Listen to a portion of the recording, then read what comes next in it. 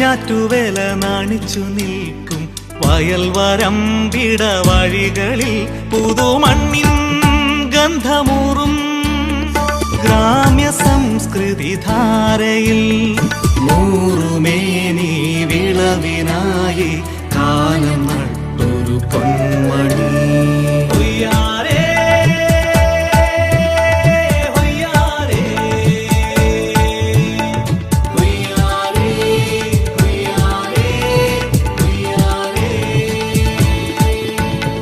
കുന്നിൻ കൈകൾ കോർത്തു പടർന്ന് നടുതലകളതുയരുന്നു.